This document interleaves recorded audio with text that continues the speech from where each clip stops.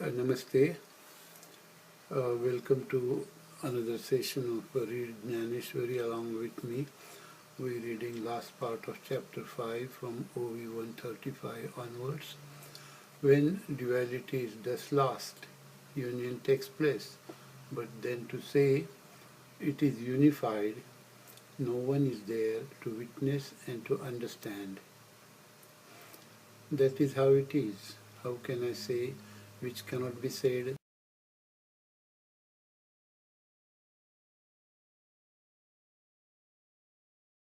One faithful to Supreme Spirit will easily know this essence of self-bliss. Those who are intoxicated with such bliss and are entangled with self, I say they are idols of equality. They are reflections of delight, sprouts of happiness, or a temple of supreme knowledge built by itself. It is a town of discretion or attributes of Supreme Soul or decorated organs of Supreme Knowledge. They are pure of purest. They are organs of vitality. Shri Nivrutinath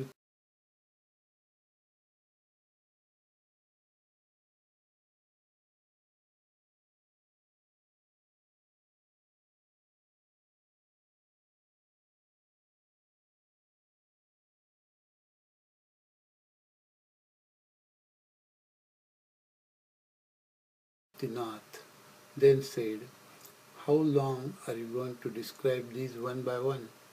Let us hold this verbosity. When you get to praising saints, you divert from the story. You speak well, but get diverted to different subjects. So make your commentary about passion short, and lighten the lamp of substance of the book.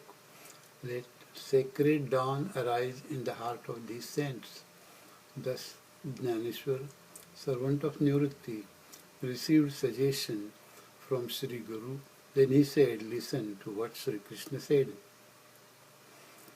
Arjun, whoever got straight to the bottom of pool of bliss and got stable with Supreme Spirit or with pure self-knowledge, who sees that he is the entire universe, he can be regarded as Supreme Soul, though in the body, the knowledge, which is richest and unlimited, to which desireless people have a right, which is kept preserved for great sages, or goes to detached ones, is always given to those who are without doubt about knowledge, those whose mind is taken away from enjoyments, and mind is under their own control, never come back to previous life once they get established in self.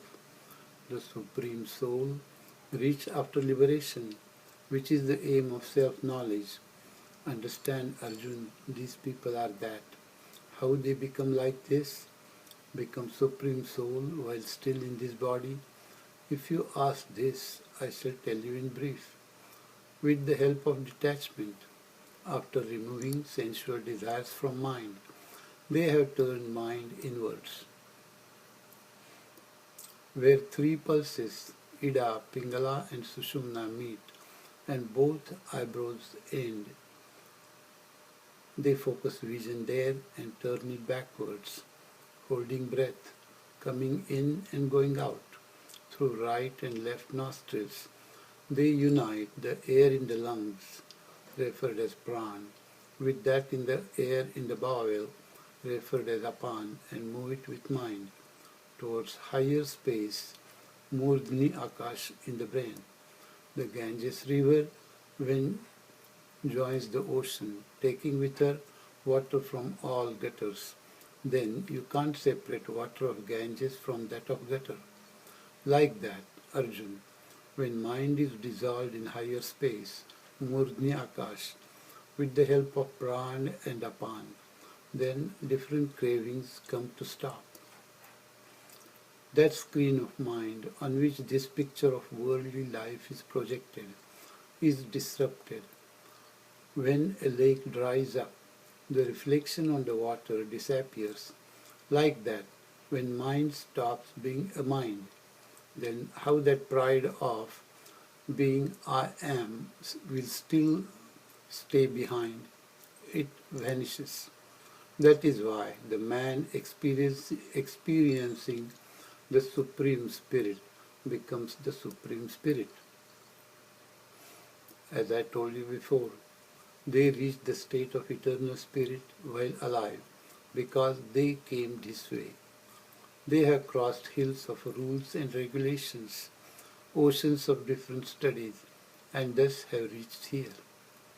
They purified themselves, have judged the worldly life, and then became one with the truth, which is that Supreme Spirit, and stayed as such. When Shri Krishna thus told paths to union with God in brief, Arjuna was astonished, as he was expert and intelligent. When Sri Krishna saw this, he smiled and said to Arjuna, "Are you glad on hearing what I said?" Then Arjuna said, "Hey God, you are king of telepathists. You understood my mind very well. What I would have asked after thinking that you already know. So what you said just now, explain that in detail. The path you have shown is easy, like waddling through shallow water, is easy than swimming in deep water. This way to union is easy than the way of knowledge, Dnyaneshwari, for weak people like us. It may take some time, but that is tolerable. So tell that path one more time. It may become lengthy, but let us try that. Tell us from beginning to the end." Then Sri Krishna said, "Is it so? If you feel this is better, then listen. Why should I object? I shall tell you gladly, Arjun. You are going to listen and on listening going to follow. If that is so, why should I hold to tell? First, he has mother's heart. Then Arjun is his favorite. Now, who can imagine miracle of this love? That look of Sri Krishna, should I call it downpour of compassion or birth of new love? I don't know how to describe it. His look was filled with nectar, or it was intoxicated by love for Arjuna. So engrossed in him, it did not want to move. More I say about his looks and love, more I will divert from the story, and still I shall not be able to describe it. What is wonder in this? God himself doesn't know himself how he is. Then how can I understand and describe him? Considering previous talk, I think God is stuck in temptation of love for Arjun. He is telling him forcibly, "Hey, listen, Arjun, I shall tell you the way you shall like, in simple words with pleasure. What does union with God means? What is its use? Who has the right to do it? I shall tell you everything, whatever that is told in Vedas about this, you shall see. You listen with attention." Saying thus what Sri Krishna said next, that story will be told following this. Without disturbing his friendship, Sri Krishna will tell Arjuna union with 8 facets, which is ordinarily called as Raj Yoga. I shall tell that event, said servant of Nivrittinath. This is the end of chapter 5, and we'll stop here. Namaste.